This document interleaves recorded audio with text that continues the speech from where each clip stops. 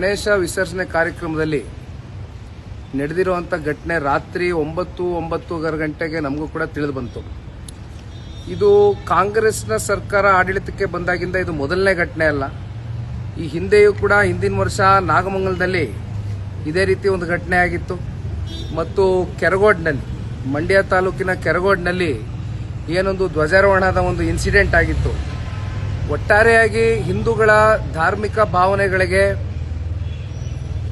ಪ್ರತಿಯೊಂದು ಹಂತದಲ್ಲೂ ಕೂಡ ಕಾಂಗ್ರೆಸ್ನ ಆಡಳಿತದಲ್ಲಿ ಇರತಕ್ಕಂಥ ಜನಪ್ರತಿನಿಧಿಗಳು ಧಕ್ಕೆಯನ್ನು ಉಂಟು ಮಾಡ್ತಾ ಇರತಕ್ಕಂಥದ್ದು ಬಹಳ ಸ್ಪಷ್ಟ. ಆದರೆ ಇಲ್ಲಿ ನಾನು ಒಂದು ಹೇಳ್ತಕ್ಕಂಥದ್ದು, ನೇರವಾಗಿ ಸರ್ಕಾರ ಇದರ ಹೊಣೆಗಾರಿಕೆಯನ್ನು ಅವರ ಹೆಗಲ ಮೇಲೆ ತಗೊಳ್ಬೇಕಾಗ್ತದೆ. ಇಲ್ಲಿ ಪೊಲೀಸರ ಮೇಲೆ ನಾನು ದೂರ್ಲಿಕ್ಕೆ ಹೋಗೋದಿಲ್ಲ. ಯಾಕೆಂದ್ರೆ ನಮ್ಮ ಕರ್ನಾಟಕ ರಾಜ್ಯದ ಪೊಲೀಸರಾಗಲಿ, ನಮ್ಮ ಜಿಲ್ಲೆಯ ಪೊಲೀಸರಾಗಲಿ ಅವನೇನು ಅಸಮರ್ಥರೇನಲ್ಲ.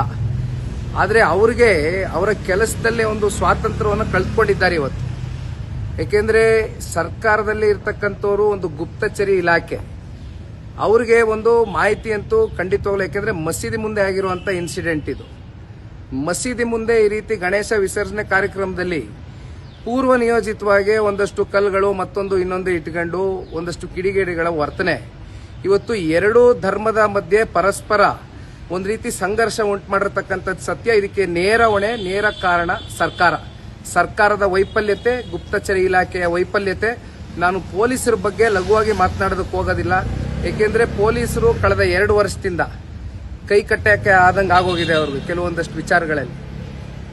ಪೊಲೀಸರಿಗೆ ಒಂದು ರೀತಿ ನೈತಿಕ ಆತ್ಮಸ್ಥೈರ್ಯವನ್ನು ಕಳೆದುಕೊಂಡಿದ್ದಾರೆ ಇವತ್ತು ಪೊಲೀಸರು. ಅದಕ್ಕೆ ನೇರ ಕಾರಣ, ನೇರ ಹೊಣೆ ಸರ್ಕಾರ. ಹಾಗಾಗಿ ನಾನು ಬೆಳಗ್ಗೆನೂ ಕೂಡ ನೋಡಿದೆ, ಗೃಹ ಸಚಿವರು ಅವರ ಹೇಳಿಕೆ ಏನೂ ಇಲ್ಲ, ಎವ್ರಿಥಿಂಗ್ ಇಸ್ ಅಂಡರ್ ಕಂಟ್ರೋಲ್, ಎಲ್ಲ ಅಂಡರ್ ಕಂಟ್ರೋಲ್ ತಗೊಂಡ್ಬಂದ್ಬಿಟ್ಟಿದೀವಿ ಅಂತ ಬಹಳ ಕೂಲ್ ಆಗಿ ಮಾತನಾಡಿದ್ದಾರೆ.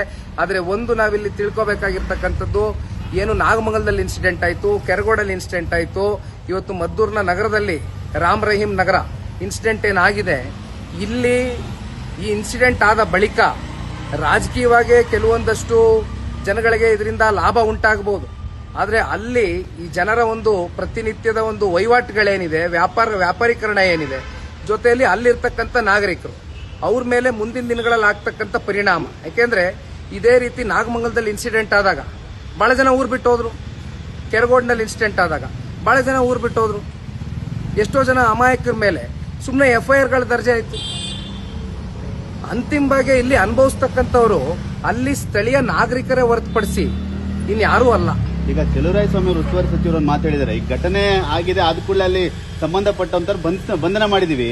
ಆದ್ರೆ ಬಿಜೆಪಿ JDS ರಾಜಕಾರಣ ಮಾಡಕ್ ಹೊರಟಿದೆ, ನಮ್ಮನ್ನು ಎದುರಿಸಕ್ಕೆ ಬೇರೆ ಯಾವ್ದು ಅಸ್ತ್ರ ಇಲ್ಲ, ಈ ರೀತಿಯಾದ ಒಂದು ಗಲಾಟೆಗಳನ್ನ ಬಳಸ್ಕೊಳ್ತಾ ಇದೆ ಅಂತ ಹೇಳಿ.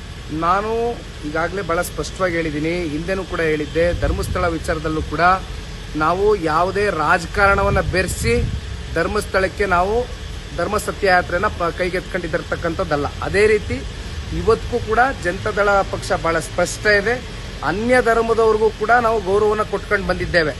ಆದರೆ ನಮ್ಮ ಧರ್ಮಕ್ಕೆ, ನಮ್ಮ ಧಾರ್ಮಿಕ ಸಂಸ್ಕೃತಿಗೆ ಅಪಮಾನ ಆದಂಥ ಸಂದರ್ಭದಲ್ಲಿ ನಾವು ಒಂದು ರಾಜಕೀಯ ಪಕ್ಷ ಅಂತಕ್ಕಂಥದ್ನು ಇವತ್ತು ಬದಿಗಿಟ್ಟು ನಾವು ಒಬ್ಬ ಹಿಂದೂ ಅಂತಕ್ಕಂಥದ್ನು ಕೂಡ ಇವತ್ತು ನಾವು ಆಲೋಚನೆ ಮಾಡಬೇಕಾಗ್ತದೆ. ಬಟ್ ಅದನ್ನ ಮಾತ್ರಕ್ಕೆ ನಾವು ಇನ್ನೊಂದು ಧರ್ಮಕ್ಕೆ ನಾವು ಅಗೌರವಾಗಿ ನಡ್ಕೊಳ್ತೇವೆ ಅಂತಕ್ಕಂಥದ್ದು ಪ್ರಶ್ನೆ ಇಲ್ಲ. ಇಲ್ಲಿ ರಾಜಕಾರಣ ಬೆರೆಸ್ತಕ್ಕಂಥ ಪ್ರಶ್ನೆ ಇಲ್ಲ. ನಮ್ಮ ಜಿಲ್ಲೆ ನಾಯಕರನ್ನ ಈಗ ತಾನೇ ಭೇಟಿ ಮಾಡ್ಲಿಕ್ಕೆ ನಾನು ಹೋಗ್ತಾ ಇದ್ದೇನೆ. ಅಲ್ಲಿ ಏನಿದೆ ಅಂತಕ್ಕಂಥದ್ದನ್ನ ಮುಂದಿನ ನಡೆ ನಾನು ಅಲ್ಲಿ ಪತ್ರಿಕಾಗೋಷ್ಠಿ ಕರೆದು ಮಾತನಾಡ್ತೇನೆ.